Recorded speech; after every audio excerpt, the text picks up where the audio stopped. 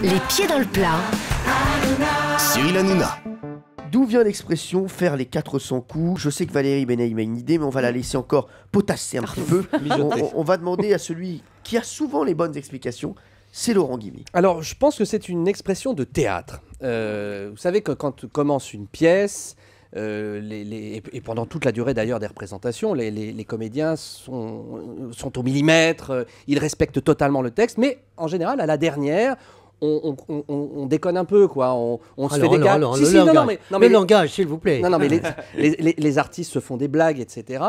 Et ça correspondait, à l'époque, au 19e siècle, au 400e coup de brigadier. Vous savez, oui. C'est-à-dire que normalement, au théâtre, on doit taper les trois coups pour démarrer la pièce. Donc, avec Laurent Guimi, il y avait des pièces, on devait attendre les 400 coups. Ça veut dire que les spectateurs venaient à 8h du matin et la pièce démarrait à 22h. Au bout de 150 représentations, 150 x 3, 450, c'est les 400 coups. Ah, on a vraiment en cumulé. Ouais. En cumulé, oui. du cumul. Vous voulez pas les cumuler, mais ailleurs vous. Allez, Camille Combal.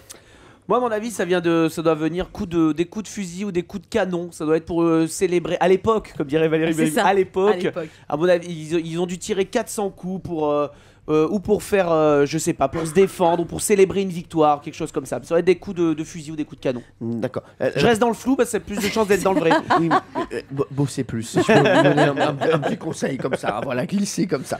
Valérie Benaïm. Mais pas du tout, on est fin 19e et c'est un petit bonhomme, un gamin. Si ma mémoire est bonne, c'était un petit garçon qui s'appelait Cyril d'ailleurs. Et il faisait on peut le dire, connerie sur connerie, bêtise sur bêtise, à tel point que c'était la vedette du village. Et il allait vraiment à chaque fois de plus en plus loin. Et l'instituteur s'est mis à consigner toutes les bêtises. Et sur une année scolaire, il en a fait 400. Ça a fait toute la renommée du village. On disait, mais ce petit Cyril, il est dingue, c'est incroyable. Ce gamin, l'instituteur, on a fait la publicité en disant, moi, dans ma classe, j'ai un mot, mais il est absolument effrayant, effarant. Et du coup, c'est devenu par extension les 400 coups. Si ça donne ça le travail. Mais en tout cas, c'est bossé. C'est travaillé. C'est travaillé. C'est bien. Vous êtes tous dans l'erreur.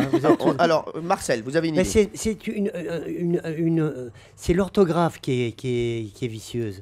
C'est-à-dire, c'est pas des coups, c'est les 400 coups, ceux qui n'ont pas de coups. S-A-N-S, C-O-U, c'est-à-dire c'est Marie-Antoinette, Louis XVI, la Dubarry et un petit peu plus tard Fouquier-Tinville. Et faire les 400 coups, c'est rassembler tous ces coupleurs de tête. Voilà, c'est ça. Parce qu'il y a des personnes, c'est vrai, qui collectionnent des coups très souvent. Voilà. T'as quoi en coups? On échange? Pierre Bellemare, vous êtes d'accord avec c'est 4 fois les 100 coups. C'est-à-dire? C'est-à-dire que on tirait 100 coups quand on avait une belle victoire navale. C'est le bateau qui tirait 100 coups.